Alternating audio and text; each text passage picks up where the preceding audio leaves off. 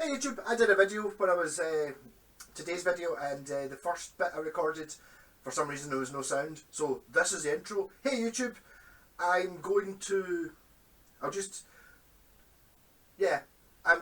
drop off that Jazzmaster guitar in Uddingston on my way to see my pal Ali, which I talked about in a bit that you can't hear, and I'm dropping it off, and this guy was up till 6 o'clock in the morning playing Call of Duty, so that's why, and he said he was going to fall asleep, so I kind of detoured to drop it off to him first.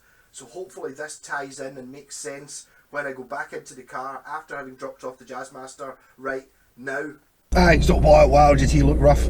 Been up to 6 o'clock in the morning playing Call of Duty. He's kind of like, yeah, there you go, good guitar. I think he's going back to sleep again. So that's that done. So yeah, as I was saying, I'm going to a pal Ali, the drummer's barn, Bacardi Hayes Studios. If you remember back, I did a video when I had the 8-string bass and I was playing through 7 12-inch speakers because I acquired a free 4x12, a pretty tatty 4x12 cabinet with burst speakers in it one day on the way to the studio. I just so happened to see it in Gumtree and it was kind of en route to the studio. I was like, right, hey. So I went and picked it up, and not for really any reason other than thinking it'd be handy, and I have had speakers kicking about, and these speakers, 12-inch speakers, I've had for, I don't know, 3 years, 4 years, something like that. I can't remember where they came from. I remember where 2 of them came from. I don't remember where the other 2 came from. 2 of them were Eminence speakers from a Marshall, I think it was 150 watt 2x12 combo, and my pal wanted me to put H&H speakers in it, upgrade the speakers, so I got the old ones, and the other 2, the white ones, I can't remember where they came, what they came in, and I tried to sell them on Facebook Marketplace for, like, I think I tried, 20 quid a pair, and then it went down to a tenner a pair and nobody bought them, so I was going to throw them out. So basically it gave me a chance to actually use those speakers rather than throw them out. So I put them in that cabinet, and then I thought, what are we really going to do with a 4x12 cabinet? And it's like, well, ideally I'd like to, when we get back into rehearsal times, which is coming up soon, I quite like using, I like Bacardi Hayes Studios. It's a little bit of it's a longer drive to get to than to get into one of the studios in town, but it's like it's an extra half hour away, something like that. So it's like a half hour there and a half hour back, so it's an extra hour, but you don't have the same constraints on, you've got to be there at 6 and finish at 9 type thing. We can do any time we want, plus we have to pay for it, which I quite like the idea of. Yeah, so he's got this studio, and in that studio he's got his drum kit set up, he's got a big PA, and he's got quite a big bass amp. I think I think it was left behind from some previous band he was in years ago. I think it's a Hughes and Kettner 100 watt bass amp, a decent rehearsal bass amp, but his guitar amp was an Orange Crush 30 watt wee tranny combo, which it's not really very rock and roll. It was, I think, probably, to be honest, if you had it turned up full whack, you could probably get something out of it. So I donated the 4x12 cabinet to the studio, thinking I could use it. Means I could take my Softtech head down, or even if I'm taking my wee Laney, I can just use the 4x12 rather than using the internal speaker on the Laney. I had tried this amp out for 5 minutes before, because he bought it not far away from me, like in Lennoxtown, which is only 10 minutes up the road from my house. I was like, what do you think of this? He was looking for an amp to use with this 4x12 cabinet, and he bought an Epiphone. I think it's an Epiphone Valve Junior. I had a few Epiphone Valve Juniors, but they weren't badged Epiphone, they were badged Granger, which were apparently it was the same amp. It was identical, apart from Epiphone stopped making them, and I believe it was a sound control. It used to be a shop in Glasgow, bought a lot of them and got them badged Granger. But the ones I had a couple of them, they were combos. This one's just a head, so it's like I loved the idea of it. I remember doing a video in my last house where it was a 2-knob jam. Or was it a 3-knob jam, because I was one of the knobs, but I used my guitar that only had 1 knob and 1 pickup, and the Granger Valve Junior only had 1 knob, just a volume on it, and it didn't do what I thought it would do. I was kind of expecting, it's only 5 watts, that's nothing. I was thinking I'm going to be able to get amazing valvey tones at, bedroom levels, and not really what they do.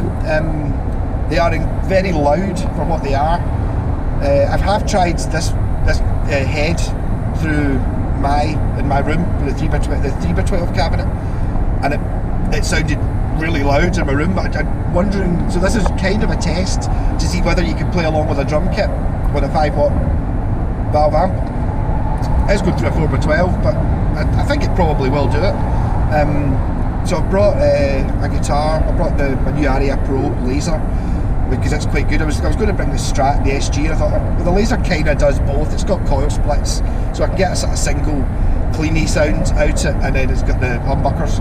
I've also brought the Behringer Super Fuzz, because I don't really use that in my house, but I think it might be quite handy for, right, hold on, Lanark, is this the right junction?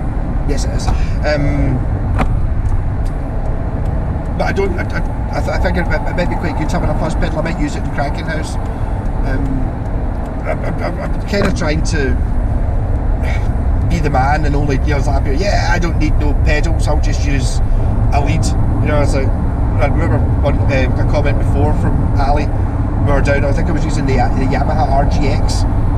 I was temping in for playing guitar in a Zeppelin band, and he's like, that's amazing, got amazing sound you're getting there and only using 1 pedal. And I was like, I'm not using a tuner pedal.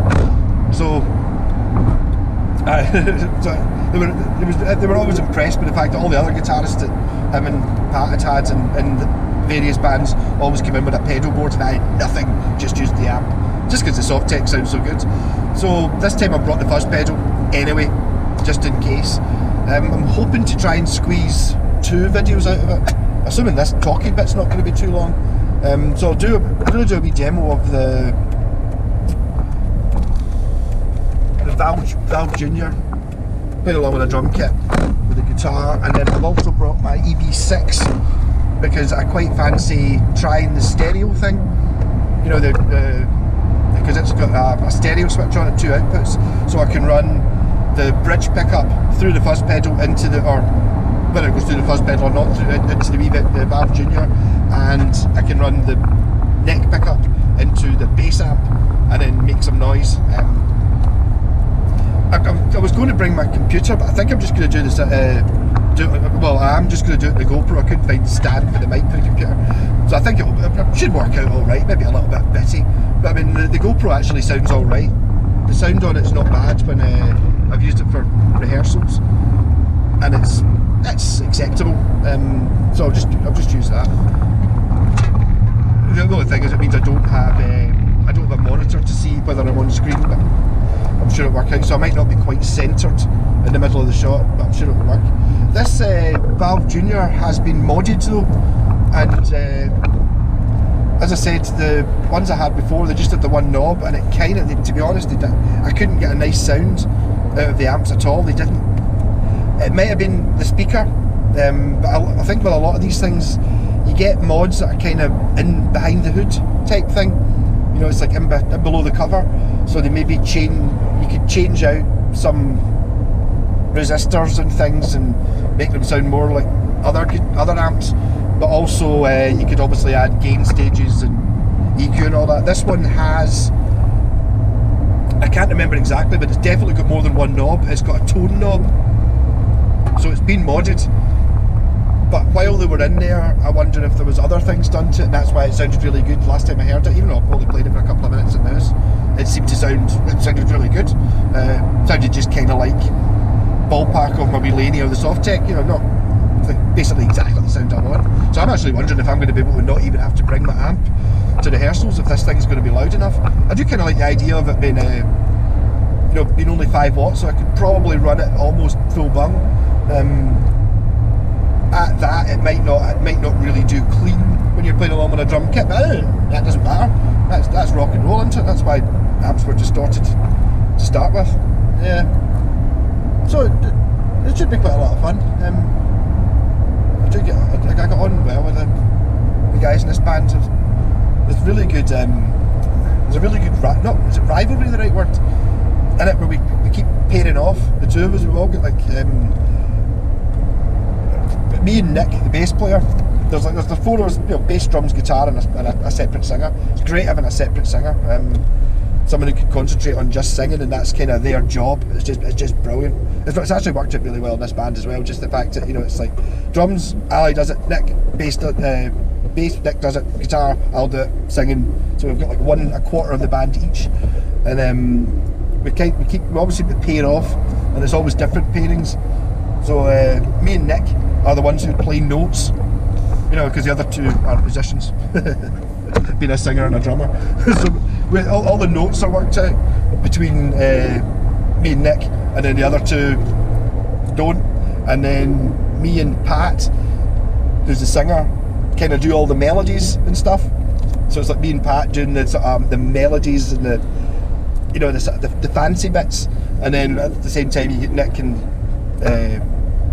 Ali are the rhythm section for that bit, and then when we're doing the backing vocals or anything like that, it's the bass player and Pat who deal with that, and me and Ali are like too manly for singing.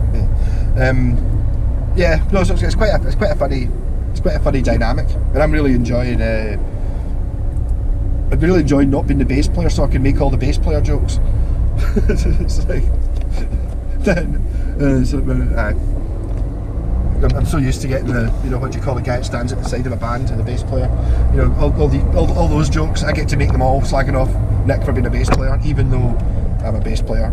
Every other band I've ever been in, so I've been in the receiving end. But it's always done in good humour. And then obviously I get slagged off for being the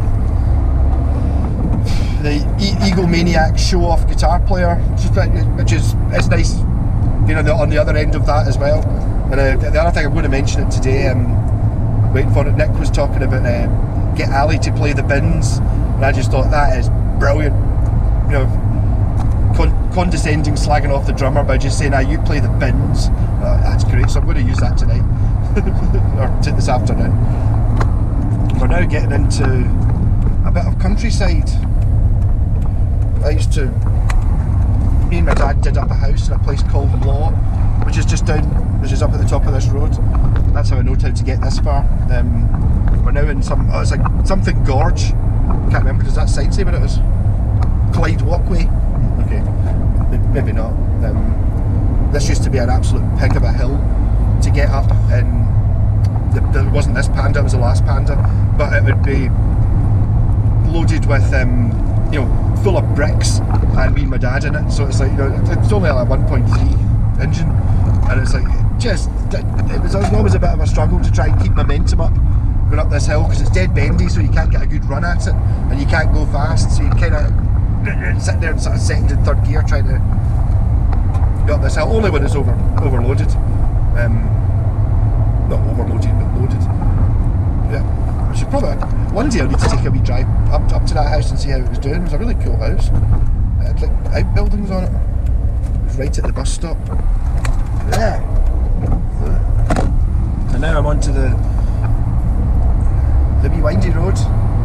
Not particularly long and winding, but this is this place called Badgers. I should have brought the Badger. Yeah. I was asked for the live stream last night. Somebody suggested I play the Badger guitar, so I looked it out, restrung it, and then kind of got a bit pissed. I didn't have my dinner. I was busy doing stuff. I didn't have time to have my dinner, so I ended up something like a packet of crisps instead of dinner. So the bucket really went to my head. There was actually a point in it where I was kind of like, if you watch back, you'll notice there's a bit where I sort of don't drink for about 5 minutes, because I was starting to get a bit a bit lightheaded. But I really enjoyed doing the live stream. Thanks everyone for watching it, keeping me talking and stuff like that. It was great just I didn't have to have anything to say, because I was just getting asked questions, things to talk about. It worked really well. I'm really enjoying it. It's kind of becoming the highlight of my weekend. now, especially when I can't, you know, I suppose everyone else is in the same boat. You can't go out and get pissed with your pals, so I hope other people are, you know, having a couple of beers or whatever and watching it and just sort of joining in. Maybe at some point I might have a video conferencey thing going on or something. I don't know, not really. I don't want to go too far in case I get out my depth with using the computer. It's also obviously the drinking bucket while I'm doing it. Just King Kong. Yeah. Who knew King Kong was in Central Belt of Scotland? He is. He was not as big as I thought. Yeah, so this should be pretty bendy. I'm just assuming I can remember how to get to this place. It's one of those ones where I don't think the sat-nav actually takes you exactly to his house. He's got a sort of, what do you call it, a small holding, I think. About 30 years ago, he bought a field and then built a house in it. He's actually got a holiday villa that he's built sort of in his garden next door. And I was actually talking to him a couple of months ago during this lockdown thing.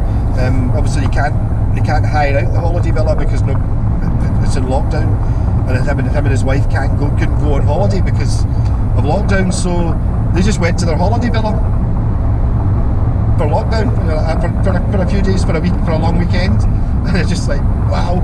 So, you know, they're only like, I don't know, 20 yards away from their house, but they went on holiday in their own holiday villa. I thought it sounded like a great idea. I thought that was hilarious. So it's been great, you know, like I'm just drinking at lunchtime and stuff like that. Yeah, just like being on holiday, apart from if you forgot something at home. So up here, oh no, I didn't bring my toothbrush. Usually just walk home and I'll be back 5 minutes with the toothbrush. Brilliant. I really like that. Yeah, so this video's already 20 minutes long, so I don't know how I'm going to chop this up. I'll try and get two out of it. I think I'll probably do the Valve Junior as a separate video, because people might be interested in that. The sort of me playing through the 2 amps with the EB6 is going to be a bit. I might stick that on with this, so that might be in this video. Do I know where I am? Do I know where we are? So, the problem is when you get to new estates, you know, where there's new houses, they kind of always look exactly the same no matter where you are. Never any character or personality, so there's lots of places that look exactly the same as that roundabout. Can't look. Right, this is the bit here that I go left, isn't it? Yes, I'm sort of thinking that I'm going the right way.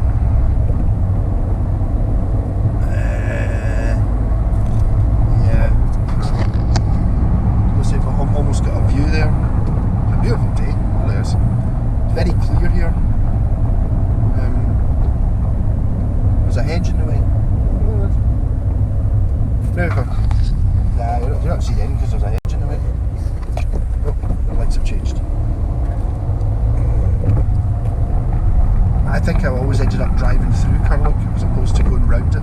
I think this road goes round it. It's one of those ones that you always seem to go one way and then come back another way.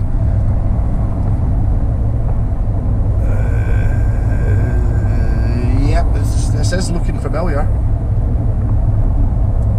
Is this a two-way road? Yes.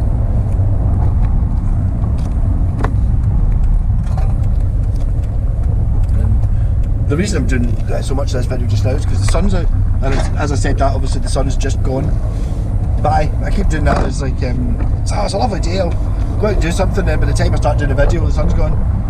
Mind you, there's plenty of blue sky and stuff. Right, and what I'm looking for here is, I seem to remember there being, I don't know whether I was here when I took a wrong turning before. I'm also very tempted, I don't know how long, I might be able to get a fish supper on my way home from here. There's a fish and chip shop that's really good, that if I take the wrong turning I can get, I believe the road to Peebles is the way to go. Yeah, I think so. Am I recognising this? I'm looking for, I can't remember, how type thing. The Good Templar Institute. That's what I was thinking of. I recognise that because you sit at the light center. The Knights Templar. That sort of stuff. Yeah, so I'll get back on when if I see some scenery. I think, to be honest, I think this is a very big place. I think I'll be back in scenery in about 5 minutes' time. Yeah, rocking. So now we're out in the countryside. I'm just going behind a hill. There was a bit of a view a minute ago. I might have to. This is the bit where I'm just going to drive here and then just assume I'm going to recognise where we are. You got a bit of a view there. Aye, so Bonnie, Scotland. Got a wee bit of a vista going on here. You can kind of see away over there, and you can sort of see over there. There's even those hills over there have even still got some snow on them. Not a lot of snow, but in the grooves. Yeah, so isn't it a nice day? I hope the videos showing this has been quite nice. Yeah, beautiful day. I'll come back on if I see anything interesting. So I've remembered what I was going to talk about. There's talk of there being a bit of a festival thing going on here. I think it's at the end of July. That's what we're looking at. There was a promoter, lovely guy. I met him once when I first joined after the end of the Black Sabbath band. The reason I know I joined the Cranking House band is because Craig, who is the guitarist in the Black Sabbath band, also played guitar with these guys, but they weren't called Cranking House at the time. But so he was in two bands playing guitar. They were just in a pub covers band, and 1 week, and he just after I joined, after the end, I think it was like maybe about 2 weeks after, Craig got an opportunity to join another bigger band called, I want to say Cosmic Rough Riders, but it's not. It's the Swamp Born Assassins, playing guitar in that, and they're kind of quite big, as in they were playing festivals and stuff like that. So he applied to join his band, joined it, and then figured that 3 bands was too much, so he wanted to leave Pat and Ali's band, and he was in the studio, I don't know, whatever night it was, and the bass player couldn't make it. So he was like, Malcolm, do you fancy coming in and maybe playing guitar in this band? And you can come in and see how it is by just subbing in on the bass this week. So I went in with my bass. We're playing there, we had jammed a couple of songs, and then Craig's like, I can't hold it in any longer, I've got news. And Pat and Ali are like, you're alright, you joined that other band, didn't you? And he was like, up here, yeah, I had to, you know. And they were like, oh, fair enough, it's a shame to lose you and stuff like that. And he was like, up here, yeah, I might have a replacement for me though. We're like, alright, who? It was like, Malcolm plays the guitar. It's like, the two of them were like, So then we swapped over, and then that's how I got in Cranking House.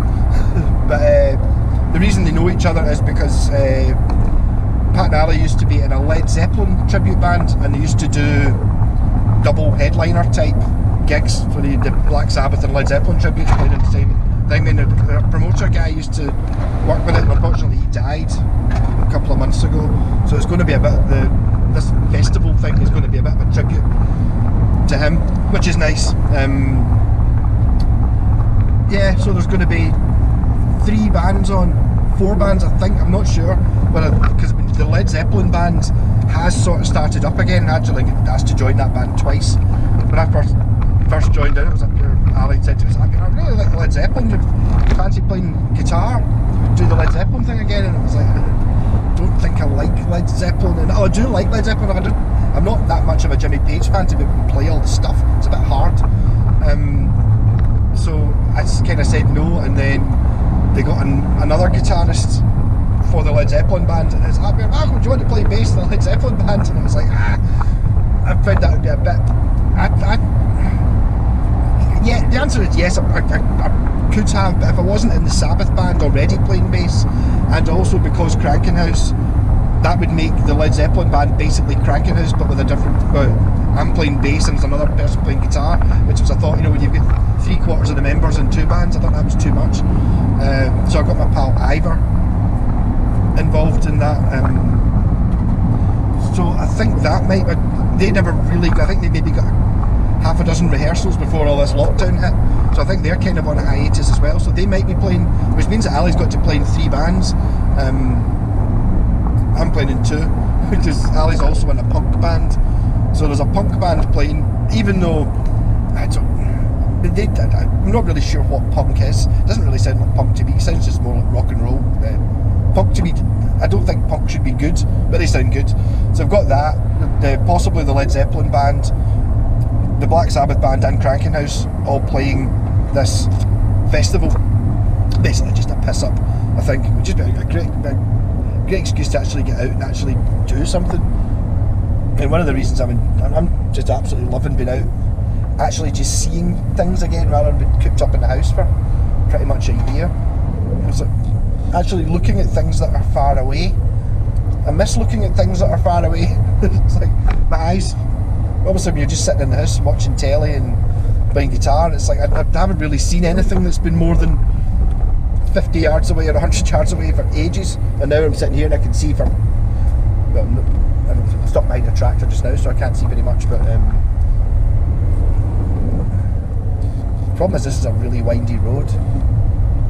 Oh, lambs! It's spring. Lambs! And digger getting towed by tractor. So I think it's only another couple of 100 yards. I'm not going to bother trying to overtake this. It's just not worth it. But yeah, this is a bit I was thinking of. This is very much on the sheep country. What it looks like. I meant to take some photos, some video there when I was driving through Carnrath, because I think there's a few folk from America watch these videos, and it's probably quite interesting. I found it incredibly interesting in China. Just the things that shouldn't really matter, but just looking at things like the shape of lampposts and, you know, things that are different. Some things are just the same, you know. You see like Starbucks, and it's exactly the same as wherever, or a McDonald's, it's the same as wherever you go. But all the wee bits that people who live there don't notice.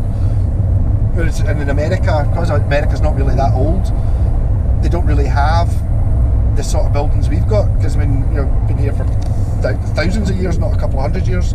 So it's quite feasible that quite a lot of the houses that I'm driving past are hundreds of years old. So I would suggest that house there, you can see at the top of the hill, is likely from the Highland clearances or something like that. So it's probably, you know, the last time someone lived in that might have been before America existed, before it got found. What was that? Yeah. Oh, this is timing getting stuck behind this. I'm pretty sure I've only got about half a mile to go, and I do know that if I did try and overtake this truck, I bet you I would be overtaking it right at the bit where I've got to turn left. It's not really signposted here. I think I'm very, very close. Very close. I might take a slight detour on the way home as well, go the other way, because there's a place called Forth, which I worked in Forth for 6 months. There's a bit of road there which is about 5 miles long and just does that. Like, I don't know why it does that, but it's almost like a regimented. It's like someone's made a roller coaster and it's dead straight for about 5 miles. I kind of want to drive along that road again just because I found it amusing. I think this is my junction.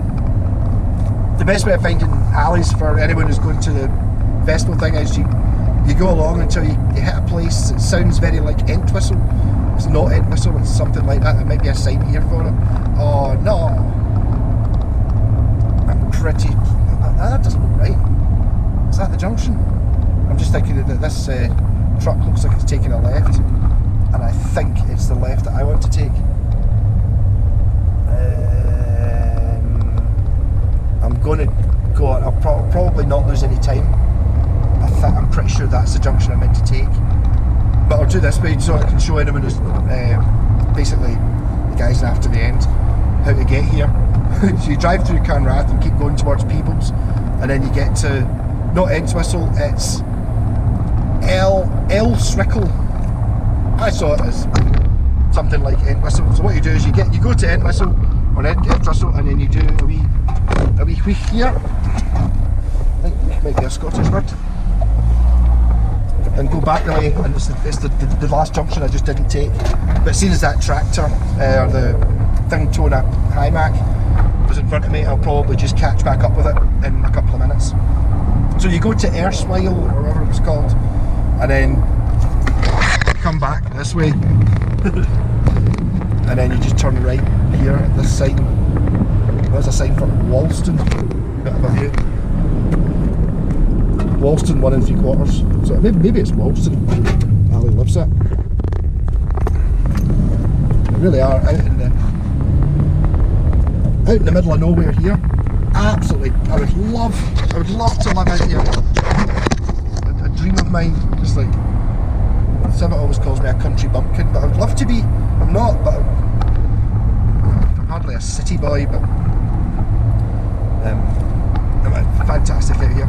Yeah, so there's a view, but just catch up with us, that truck up ahead in the distance. So I'll just go slowly. Not in any rush. Got time. I might have run out of video space actually. So maybe I should stop talking. Aye. So next time you see me, hopefully I'll be cranking up the jams. Catch up. And I dropped it. That's typical. Was it run out?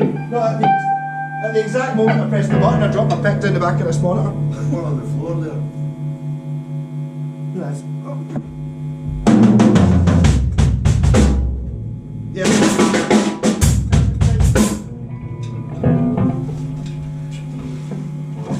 Hey YouTube, I'm playing, this is Ali, playing the drums, sorry, playing the bins. Did that the other day. Nick was like that, he's happy, and Ali sitting there playing the bins, and I thought, yes, I'm going to accuse you of playing the bins from now on. I never heard that We before. might need emptied soon. Yeah, so I'm playing through the Epiphone Valve Junior, 4x12 cabinet. There's a bass amp down there, running in stereo. I've got the fuzz pedal, but it's not on yet. And we're going to play a blues jam, how interesting. 1, 2, 3, 4.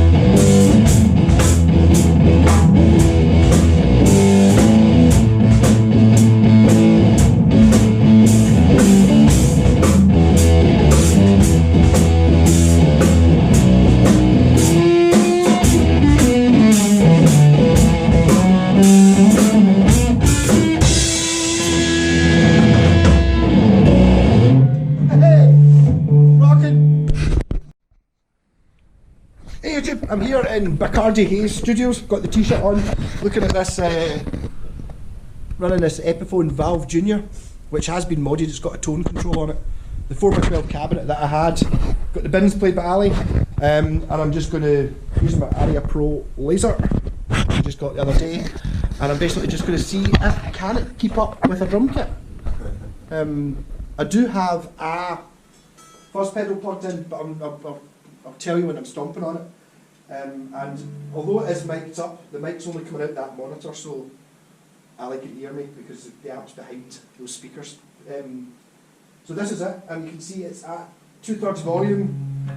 And this is humbucker, bridge humbucker. It's loud enough. Neck pickup.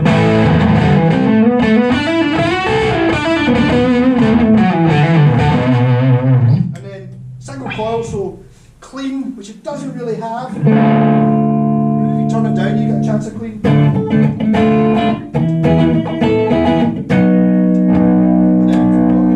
So, ready? 1, 2, 3,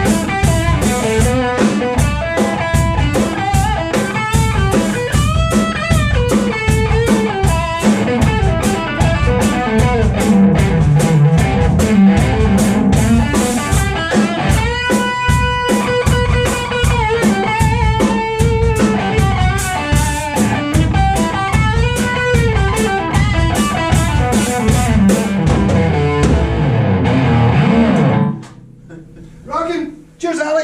I'm sure we'll get something out of that. Hey, well that was fun. Just basically ended up hanging about and talking most of the time. I fixed a couple of speakers. We talked, played for 15 minutes or something like that. It wasn't really. I hope I got a wee bit of a demo of the amp. That amp is loud though. I mean, I can see why I was disappointed when I had the wee Granger one, because I thought 5-watt amp, that's going to be sound lovely at really quiet volumes, and it's like it doesn't really work at really quiet volumes. But I was basically running that thing at sort of 3/4, and it was well loud enough with a 4x12 cabinet. It was well loud enough. There's a wee bit of a strange setup in Ali's in Bacardi Hayes Studios, basically Ali's gym, but where the guitar amp goes, because it was kind of behind. The only way he could get to fit in was to put it sort of between him and the guitar amp is a PA speaker, which is kind of in the way, which sort of he couldn't really hear it. But when I was standing in front of it, it was absolutely blasting. I'm sure it was absolutely blasting on the. Oh wow! Talk about being in the country with like, stopped because they were herding sheep on the road. Yeah, very restless nature. Farmland, and there's a sheepdog on the back of the quad. Always like that. They always seem to be loving every minute of it. There's some sheeples. Yeah. Aye, so I did like a couple of minutes using the guitar, and then I took my EB6 just because I was going to plug it to the bass amp and the guitar amp to see what happened. Hell of a lot of buzzing going on with both of them. maybe an issue. I don't know. It could be the wiring in his room or something like that. I'm not. The two amps were on opposite sides of the room, so maybe that was something to do with the interference. Mind you, in saying that, they were both. Obviously, I'm running P90s in that guitar, and they were both. So you're basically running a single P90 guitar in, so that might be just causing the buzz anyway. Yeah. So interesting to see if I managed to actually get some. I'll be able to get some sort of video about this. I'll probably end up just putting this out tomorrow because I haven't actually done anything for the Trade Tuesday thing. Because one of the things which I hadn't really thought about, I didn't really think about it until last night when I was doing the live stream. I generally always put things up for sale at sort of 6 or 7 o'clock on a Sunday night, and that is when I'm doing the live stream. So if I put it up on 6 o'clock at night, normally all the Buckycasters and all that, they all normally sell pretty quickly, but I'm going to do a live stream for an hour or nearly 2 hours last night, so it's kind of, there's a 2 hour window where people are going to message me saying, oh, I want this guitar or whatever, and asking questions, and I'm not going to reply for 2 hours, which is just going to be annoying. So I'm going to have to think about that a little bit more, try and work out a better way of doing that.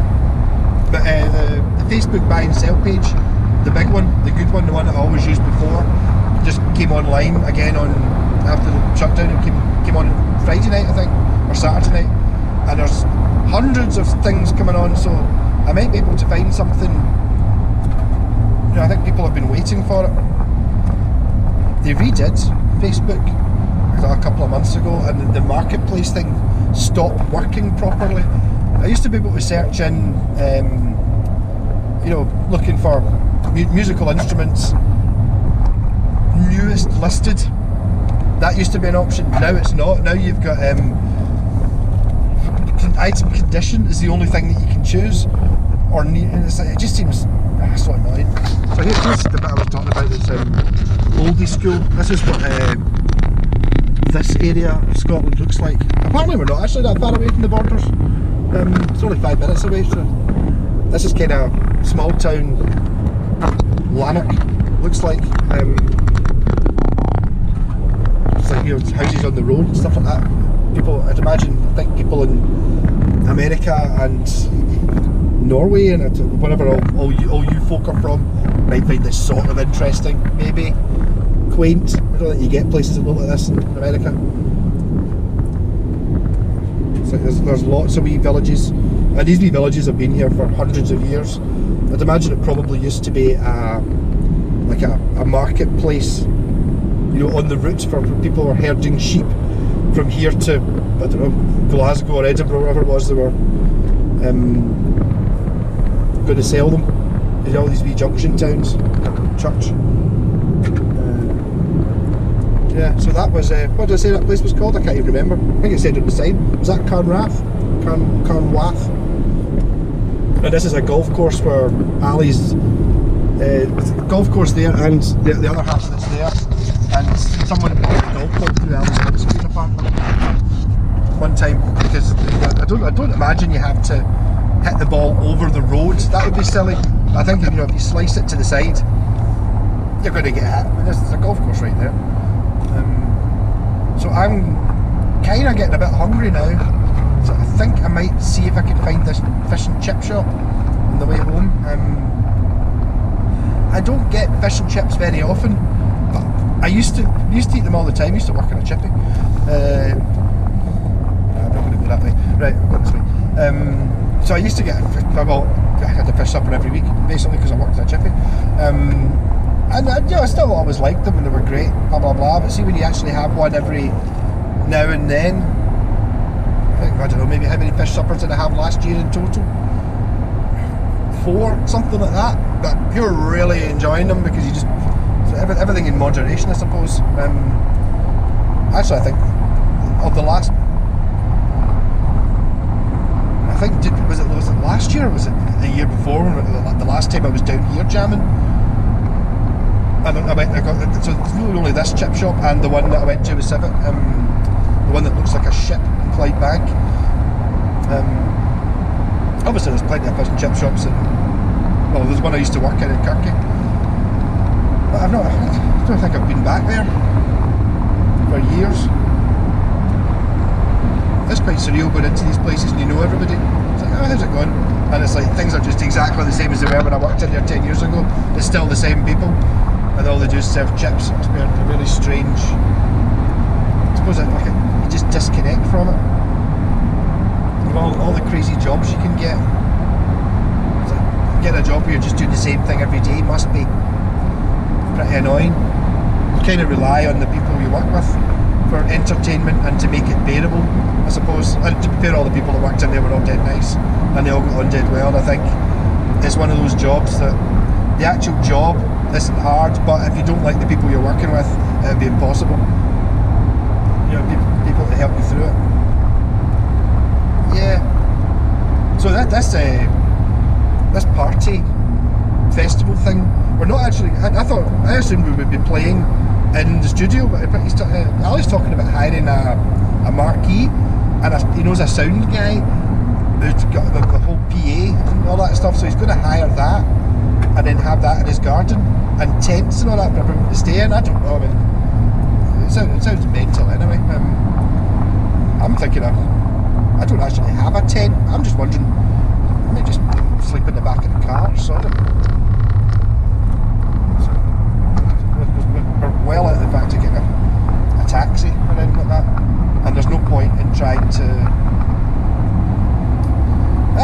Just thinking about it.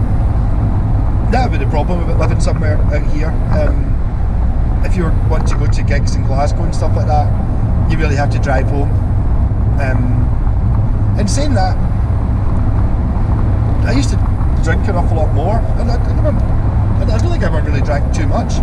Maybe drank too much in one go, sort of thing, but never, every day of the week or anything like that. I did used to. Me and my pal G used to watch Game of Thrones on a Monday night, and then re-watch it on a Wednesday night, and then every Saturday night. So I used to be 3 bottles of Bucky a week. Now I'm 1, pretty much. I even only drank half a bottle last night because, as I said, I started drinking before I'd had my dinner, so I was pure lightheaded, and I didn't drink any more Bucky after the live stream finished. Ridiculous. Yeah, so it's fantastic being out and seeing sunlight. I can actually feel. It sounds ridiculous like this, but I used to always feel this when I was working outside. I was working outside. You would kind of feel the weather beating. Just the whole horrors of light and a bit of a crunchy face. And I'm kind of getting that, and that's from driving in the car. Just because I've not had.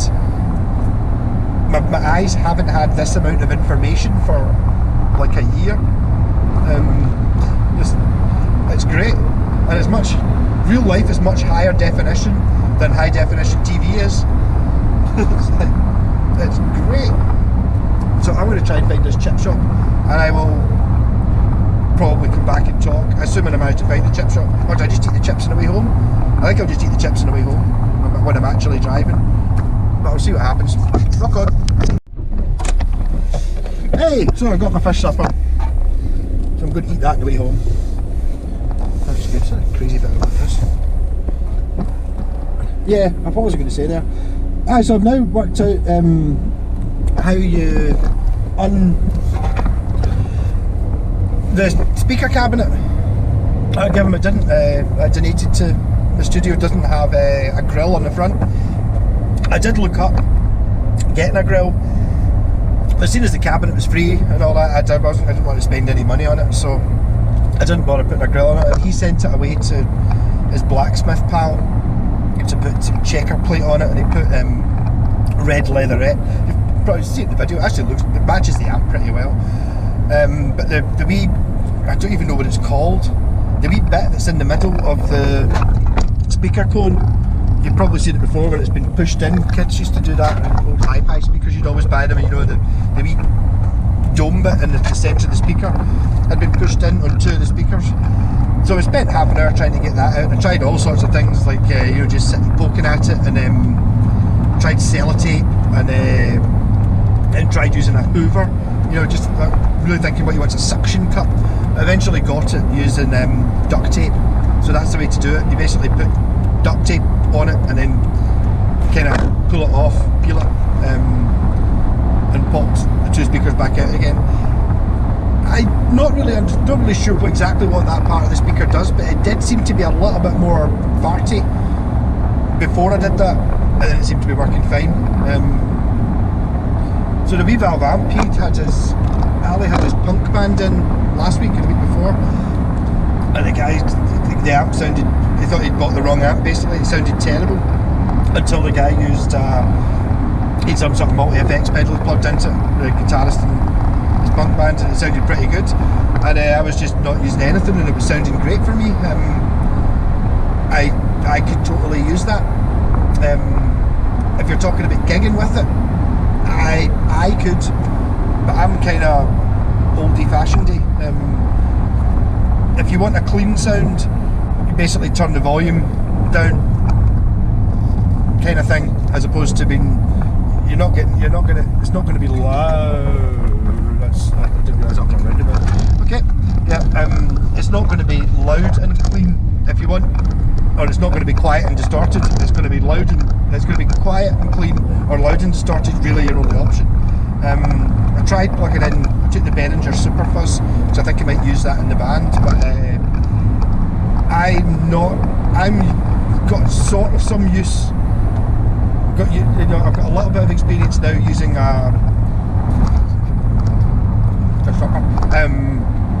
using a fuzz pedal into a very low volumes into my clean amp, and I think that's a very different thing than putting a fuzz pedal into an already distorted amp. So I need to fidget with things a bit to make that work, if it's going to work. It seems this is a good chip shop. If you're in Carluck, there is a good chip shop.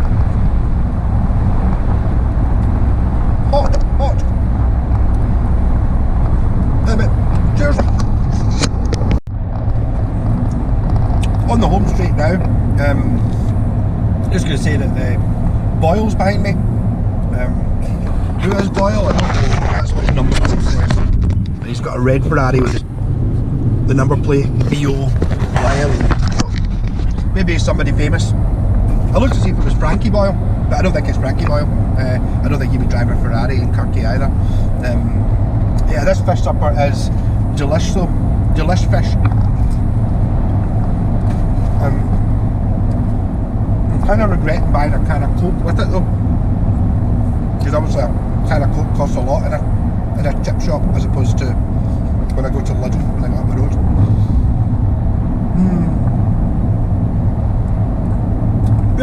So I don't know, was there really any point in